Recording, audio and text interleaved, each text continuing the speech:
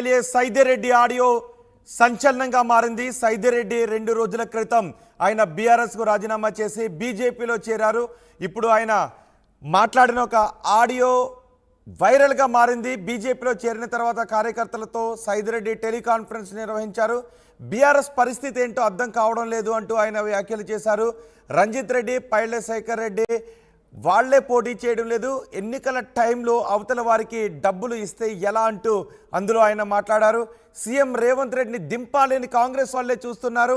తెలంగాణలో BJP 12 MP సీట్లు గెలిచే అవకాశం ఉంది అని సైదిరెడ్డి ఈ ఆడియో సందేశంలో మాట్లాడారు. ఎంపీ టికెట్ ఇస్తామని చెప్పడంతోనే బీజేపీలో చేరాను అని సైదిరెడ్డి అంటున్నారు. ఒకసారి సైదిరెడ్డి ఆ ఆడియోలో ఏం మాట్లాడారో విందాం. 2 గంటల మధ్యలో ఫోన్ చేసి పొద్దున్నే మాట్లాడదాం 8 కల్లా రమ్మని చెప్తే నేను డైరెక్ట్ అక్కడికి వెళ్ళిపోయాను ఢిల్లీకి. పోయినాక ఈ రోజు సిఈసి మీటింగ్ ఉంది, నువ్వే పోటీ చేయాలా, ఇప్పుడు నీ పేరు ప్రకటిస్తాం, ప్రధానమంత్రి అమిత్ షా మధ్యలో నీ పేరు ప్రకటించాల్సి వస్తుంది. దానికోసం మీరు ఇప్పుడు జాయిన్ గా కండ వేసుకోకపోతే మళ్ళీ రేపు నువ్వు వెనక్కి పోతే పార్టీ పరుగు పోద్ది స్టేట్ వైడ్, అందుకని నువ్వు కండ వేసుకోవాలని చెప్పిన. అయితే లేదు సార్ నాకు మా వాళ్ళతో మాట్లాడుకొని వస్తా అని చెప్పిన. కానీ అప్పటికే వెంకట్రావు గారు, సీతారామయ్య గారు అందరూ ఆడు ఉండటం, లేదు లేదు ఇప్పుడు మళ్ళీ ఈ మీటింగ్ జరగదు, కష్టం అవుతుంది, ఈ మీటింగ్ తర్వాత అయితే మళ్ళీ పేరు వెనక ప్రకటించాల్సి వస్తుంది అన్నారు. మీకు తెలుసు సరే బీజేపీ ఇప్పుడు ఉందా లేదా, చాలా మంది భయం ఏంటంటే అన్న ఇప్పుడు బీజేపీ లేదు అన్నారు. మీకు తెలుసు మనం వచ్చిన రోజు టీఆర్ఎస్ పరిస్థితి ఏందో, ఒక్క సర్పంచ్ లేడు మన నగర్ లో, కానీ మనం 120 సర్పంచ్లకు వచ్చినాం. పిఏసీఎస్ 17 గెలిపించుకున్నాం, ఎంపీపీలు గెలిచినాం, జెడ్పీటీసీలు గెలిచినాం, అన్ని వరుసకు వచ్చినాం. కానీ నేను ఫెయిల్ అయింది కొద్దిగా యూత్ కి ఏమైనా చేద్దాం అనుకున్నా, దాంట్లో కొద్దిగా ఫెయిల్ అయినా. ఎందుకంటే పొద్దు ఊపులు లేచిన దగ్గర నుంచి పెళ్లిళ్ళు, పేరంటాలు, తావులు, ఉరుకులు ఏది పనిచేసి లేకుండా అయిపోయింది. ఇప్పుడు కేంద్ర ప్రభుత్వ సహాయంతో మనం యువతకి చేయలేస్తాం, ఉద్యోగ కల్పన స్కిల్ సెంటర్స్ పెట్టలేస్తాం, ఉద్యోగ కల్పన కోసం చేయలేస్తాం. దాంతో పాటు మనం అధికారం కేంద్రంలో ఎట్టి పరిస్థితుల్లో మళ్ళీ మోడీ గారే, మీ అందరికి తెలుసు ఇలా రామాలయం అయిపోయింది, మోడీ గారి ప్రభావం అయిపోయింది. దేశం మొత్తం మోడీ గారి వైపు తుఫాన్ లాగా వస్తా ఉంది. ఎందుకంటే ఇన్నాళ్ల చరిత్రలో ఎవరు ఇంత క్లీన్ ఇమేజ్ ఉన్న నాయకుడు లేడు, ఒక్క స్కామ్ జరగలే, సొంతంగా కుటుంబాలు లేవు, ఎంతసేపటికి దేశమే కుటుంబంగా భావిస్తా ఉన్నారు. ఈ రోజు చేసిన హైవేలు కానీ ఏదైనా అంటే వాళ్ళ సపోర్ట్ ఉంటే మనకు మంచిది అన్న ఉద్దేశంతో వాళ్ళు కూడా మనల్ని కావాలనుకోవటం చాలా మంది ట్రై చేసిండ్రు. ఈ రోజు బీఆర్ఎస్ లో చాలా మంది వెళ్ళిపోతా ఉన్నారు. రంజిత్ రెడ్డి గారు పోటీ చేయట్లేదు, శేఖర్ రెడ్డి గారు పోటీ చేయట్లేదు, ఇట్లా ఎవరైనా భయపడతా ఉన్నారు. ఎందుకంటే రేపు జరిగే పరిణామాలు ఎట్లుంటాయి ఏంటి అని. రేపు మళ్ళా రేవంత్ రెడ్డిని దింపాలా, అది చేయాలి ఇది చేయాలని కొంతమంది కాంగ్రెస్ అనుకుంటా ఉన్నారు. అట్లాంటి వాళ్ళకి మళ్ళా మన వాళ్ళే సపోర్ట్ చేయొచ్చు. దీని లాస్ట్ ఎలక్షన్ పోయే కల్లా మళ్ళా మనమే ఆగం కావచ్చు. అందుకని వీటన్నిటిని దృష్టిలో పెట్టుకుని నేను మీరందరూ నా ఏమంటూ ఉంటారు అనుకునే, నేను ఒక్కని పోయి ఏం చేస్తా, దాంట్లోకి నేను ఒక్కని పోయినా ఏముంటది, మీరందరూ ఖచ్చితంగా నా అంటుంటారు చేస్తారు అనుకునే. ఇంకొంతమంది ఏంటంటే ముస్లిం సోదరులు ఉన్నారు, వాళ్ళకి బీజేపీ అంటే పడదు, బీజేపీ అంటే సైజన్నికి చేస్తారా అని.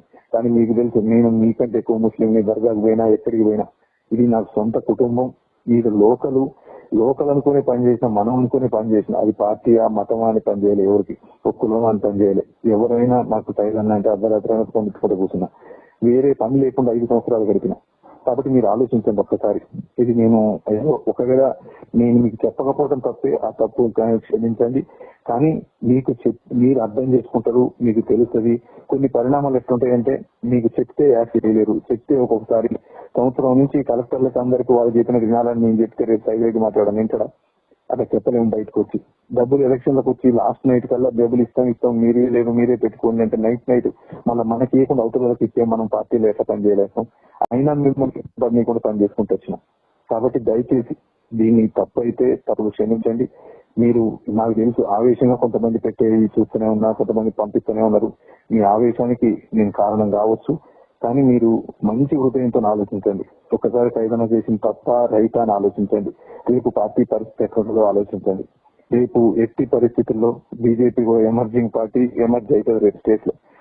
కొంతమంది అనొచ్చు ఎక్కుంటుందన్నా ఇప్పుడు ఏమీ లేదని. ఇలా మనం అంత ఎత్తున టీడీపీ కనుమరుగైపోయింది, ఇప్పుడు ఏం లేదు బీఆర్ఎస్ పైకి వచ్చింది. మళ్ళీ ఇప్పుడు ఒక్కొక్కటి రేపు 10 సీట్లు 10-12 సీట్లు వచ్చే అవకాశం ఉంది కదా బీజేపీకి. ఎక్కడ చూసినా మోడీ గాలి తోలుతా ఉంది. అందుకని అంటే ఆ క్లీన్ ఇమేజ్ పనిచేస్తామనే ఇమేజ్. కాబట్టి మీరు సహృదంతో ఒకసారి ఆలోచించండి. మళ్ళీ 2-3 రోజుల్లో ఒకసారి నేను హుజూర్నగర్ వస్తా, మీటింగ్ పెట్టుకుంటాను. మీకు కోపం ఉన్నా ఆ కోపాన్ని ఒకసారి ఆలోచించి చూడండి, నన్ను ఒకసారి ఆలోచించండి. నేను చేసిన తప్పు అయితే క్షమించండి. మీరందరూ కూడా ఎట్టి పరిస్థితుల్లో సపోర్ట్ చేస్తారు.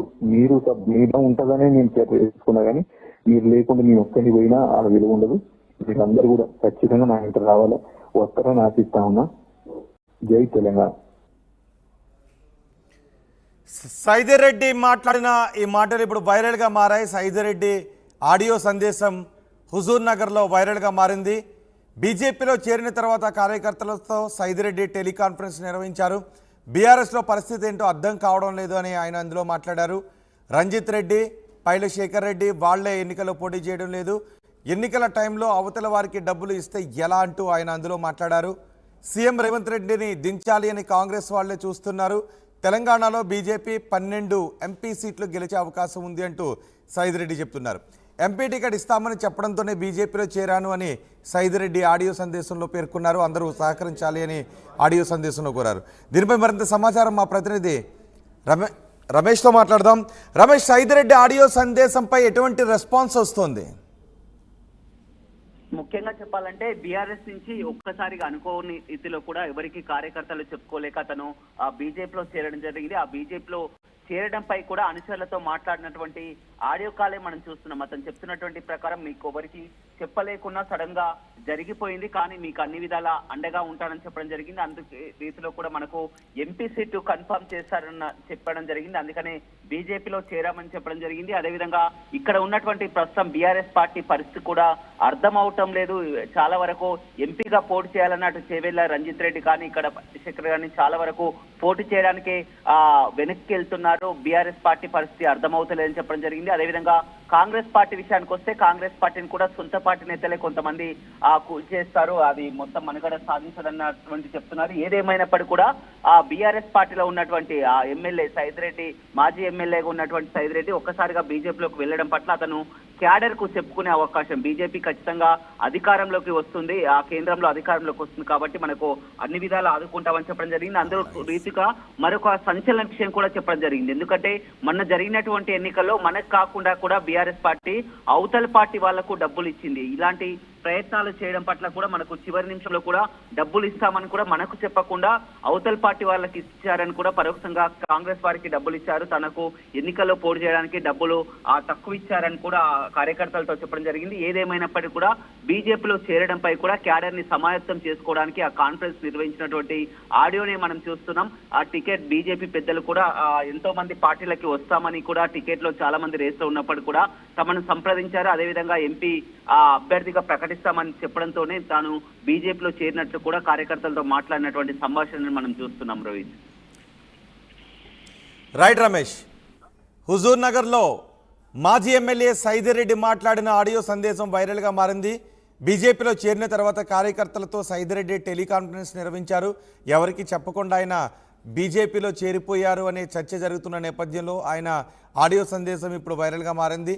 బీఆర్ఎస్లో పరిస్థితి ఏంటో అర్థం కావడం లేదు, రంజిత్ రెడ్డి, పైల శేఖర్ రెడ్డి వాళ్ళే పోటీ చేయడం లేదు, ఎన్నికల టైంలో మన వాళ్ళకి కాకుండా అవతల